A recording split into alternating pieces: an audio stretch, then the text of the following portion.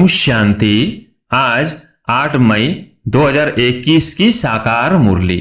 आज बाबा ने कहा, मीठे बच्चे अपने आप से पूछो कि मैं कर्मेंद्रिय जीत बना हूं।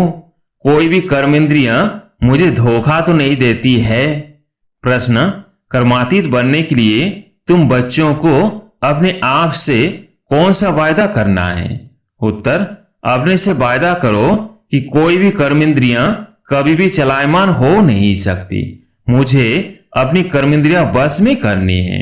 बाबा ने जो भी डायरेक्शन दिए हैं उन्हें अमल में लाना ही है। बाबा कहे, मीठे बच्चे कर्मातीत बनना है तो कोई भी कर्मेंद्रिय से विकर्म मत करो। माया बड़ी प्रबल है, आंखें धोखेबाज है, इसलिए अपनी संभाल करो। ओम शांति। बच्चे आत्म अभिमानी होकर बैठे हो, अपने आप से पूछो। हर एक बात अपने आप से पूछनी पड़ती है। बाप युक्ति बताते हैं कि अपने से पूछो। आत्म अभिमानी हो बैठे हैं, बाप को याद करते हैं, क्योंकि यह तुम्हारी रूहानी सेना।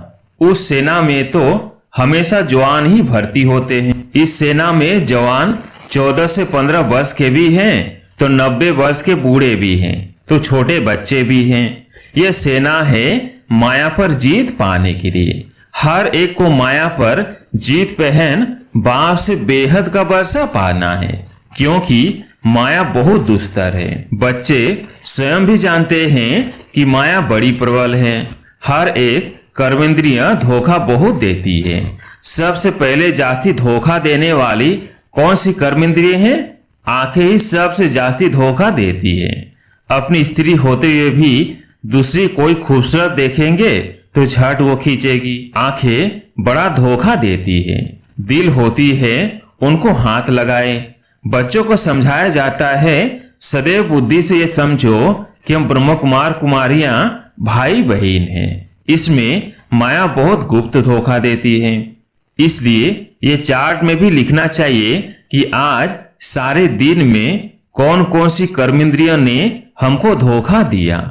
सबसे जास्ती दुश्मन है यह आंखें, तो ये लिखना चाहिए। फलानी को देखा, हमारी दृष्टि गई। सूरदास का भी मिसाल है ना, अपनी आंखें निकाल दी। अपनी जांच करेंगे तो आंखें धोखा जास्ती देती है। अपनी स्त्री को भी छोड़ कोई अच्छी देखी तो उस पर फिदा हो जाते हैं। कोई गायन में होशियार होगी, श्रृंगार अच्छा होगा तो आंखें झट चलायमान हो जाएगी। इसलिए बाबा कहते हैं यह आंखें बहुत धोखा देती है। भल सर्विस भी करते हैं, परंतु आंखें बहुत धोखा देती हैं। इस दुश्मन की पूरी जांच रखनी है, नहीं तो समझो हम अपने पद को भ्रष्ट कर लेंगे। जो समझदार बच्चे हैं उनको अपने पास डायरी में नोट करना चाहिए। फलानी को देखा तो हमारी दृष्टि गई, फिर अपने को आप ही सजा दो। भक्ति मार्ग में भी पूजा के टाइम बुद्धि और तरफ भागती है, तो अपने को चूटी अर्थात चुटकी से काटते हैं। तो जब ऐसी कोई स्त्री आदि सामने आती है तो किनारा कर लेना चाहिए, खड़े होकर देखना नहीं चाहिए। आंखें बहुत धोखा देने वाली है, इसलिए सन्यासी लोग आंखें बंद कर बैठते हैं। स्त्री को पिछाड़ी में, पुरुष को आगे में बिठाते हैं। कई ऐसे भी होते हैं जिस स्त्री को बिल्कुल देखते नहीं हैं। तुम बच्चों को तो बहुत मेहनत करनी है। विश्व का राज्य भाग्य लेना कोई कम बात थोड़ी है। वो लोग तो करके 10, 12, 20 हजार, 1-2 लाख करोड़ इकट्ठा करेंगे और खलास हो जाएंगे। तुम बच्चों को तो अविनाशी वर्षा मिलता है, सब कुछ प्राप्ति हो जाती है। ऐसी कोई चीज नहीं रहती जिसकी प्राप्ति के लिए माथा मारना पड़े।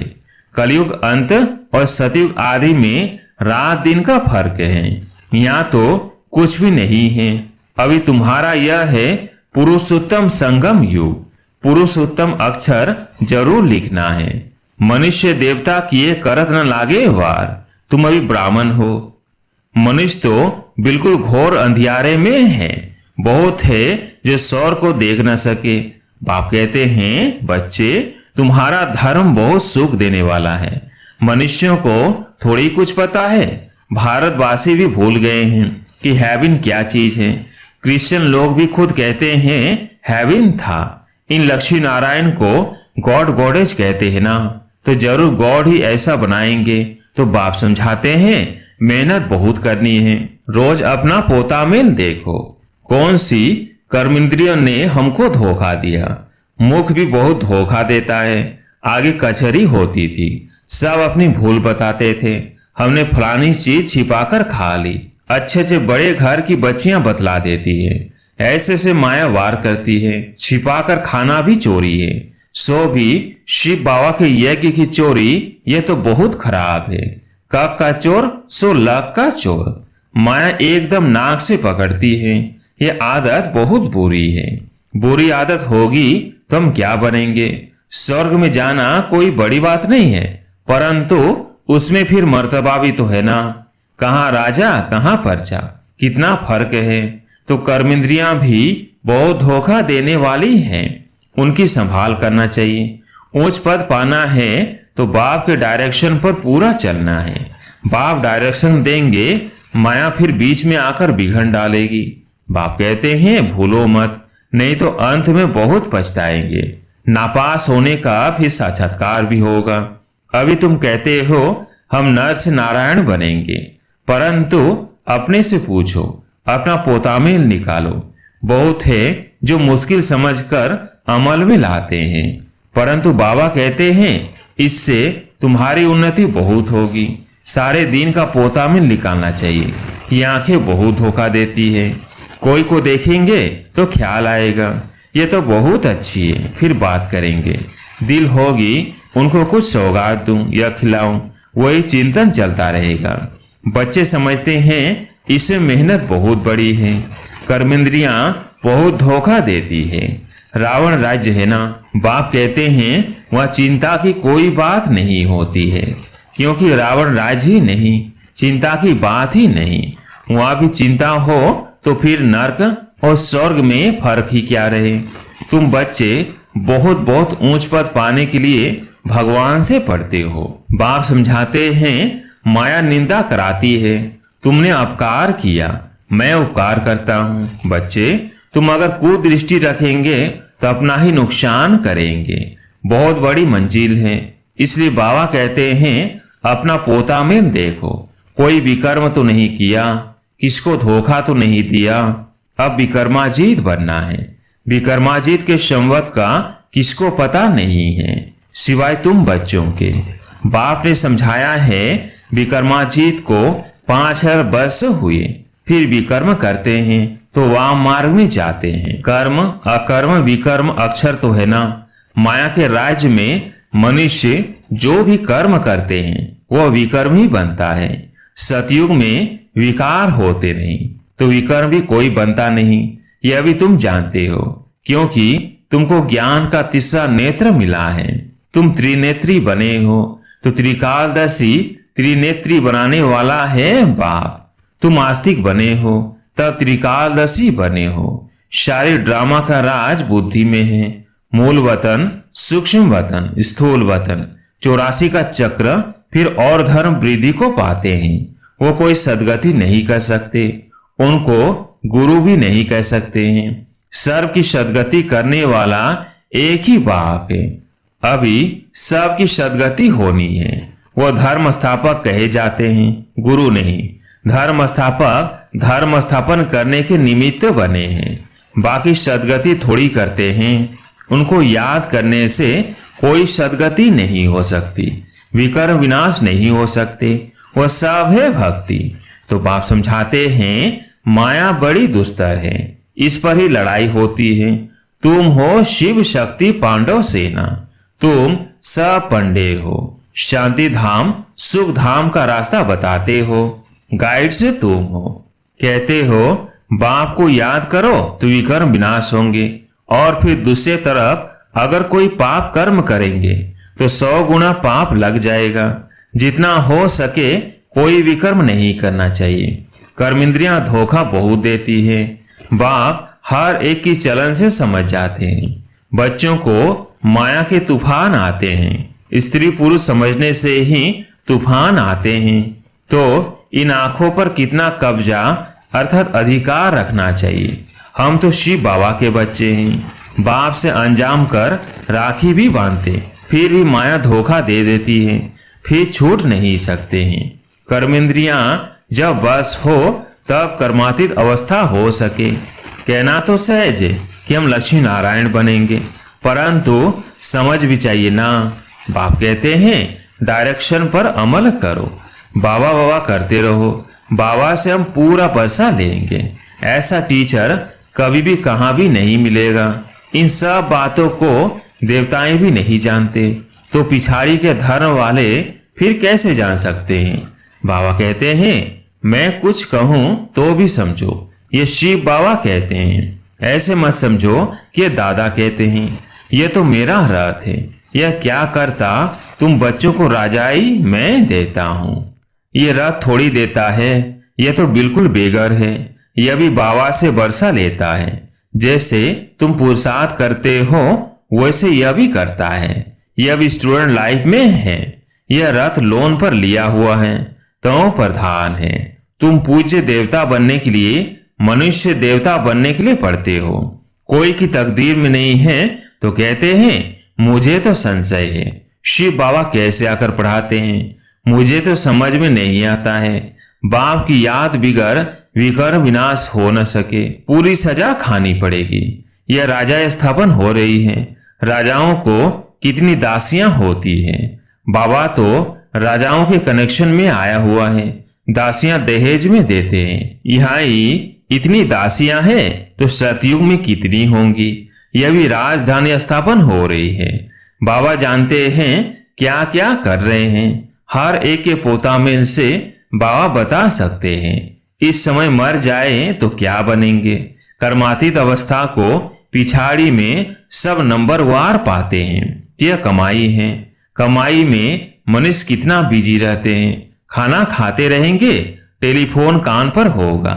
ऐसे आदमी तो ज्ञान उठा ना सके, या गरीब साधारण ही आते हैं। साहूकार लोग तो कहेंगे फुर्सत कहाँ। अरे सिर्फ बाप को याद करो तो विकर्म विनाश हो जाए।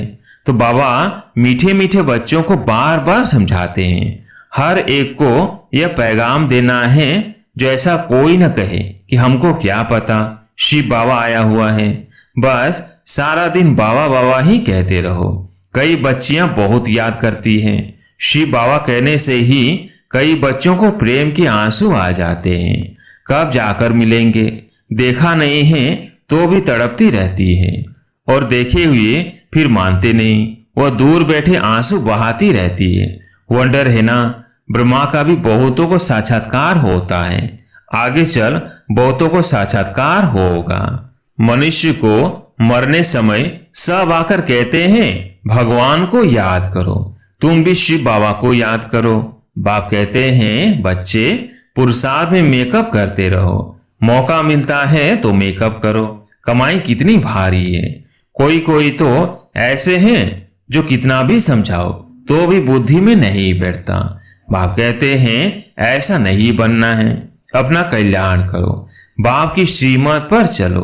तुमको बाप पुरुषों में उत्तम बनाते हैं, यह है एम ऑब्जेक्ट। बाबा सर्विस के लिए कितनी युक्तियां बताते रहते हैं। संदेश तो सबको देना है। जो समझे ये तो ब्रोवर सच कहते हैं। इस लड़ाई से खास भारत में आम सारे विश्व में सुख शांति होती है। ऐसे ऐसे पर्चे सभी भाषाओं में छपाने पड़े। भारत कितना बड़ा है, हर एक को पता होना चाहिए, जो ऐसे कोई न कहे कि हमको पता ही नहीं पड़ा। तुम कहेंगे अरे एरोप्लेन से पर्चे गिराए, अखबार में डाला, तुम जागे नहीं, यह भी दिखाया हुआ है।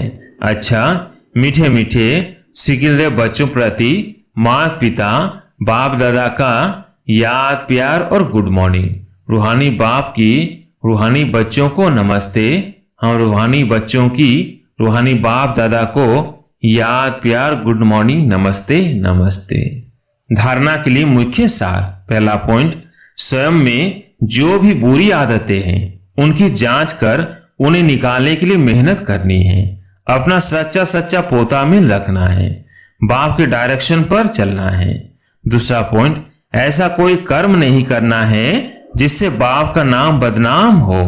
अपनी उन्नति का ख्याल रखना है, जरा भी कुदृष्टि नहीं रखनी है। आज प्यारे मीठे बाबा का वरदान, देवाभिमान के त्याग द्वारा श्रेष्ठ भाग्य बनाने वाले सर्व सिद्धि स्वरूप भव। देवाभिमान के त्याग द्वारा श्रेष्ठ भाग्य बनाने वाले सर्व सिद्धि स्वरूप भव। देहाभिमान का त्याग करना अर्थात देही अभिमानी बनने से बाप के सर्व संबंध का, सर्व शक्तियों का अनुभव होता है। यह अनुभव ही संगम युग का सर्वश्रेष्ठ भाग्य है। विधाता द्वारा मिली हुई इस विधि को अपनाने से वृद्धि भी होगी और सर्व सिद्धियां भी प्राप्ति होगी। देहदारी के संबंध व स्नेह में तो अपना ताज, तख्त और अपना असली स्वरूप सब छोड़ दिया, तो क्या बाप के स्नेह में देह अभिमान का त्याग नहीं कर सकते? इस एक त्याग से सर्व भाग्य प्राप्त हो जाएंगे। स्लोगन, क्रोध मुक्त बनना है तो स्वार्थ के बजाय निस्वार्थी बनो, इच्छाओं के रूप का परिवर्तन करो। क्रोध मुक्त बनना है तो स्वार्थ के बजाय निस्वार्थ बनो, इच्छाओं के रूप का परिवर्तन करो। अच्छा, ओम शांति।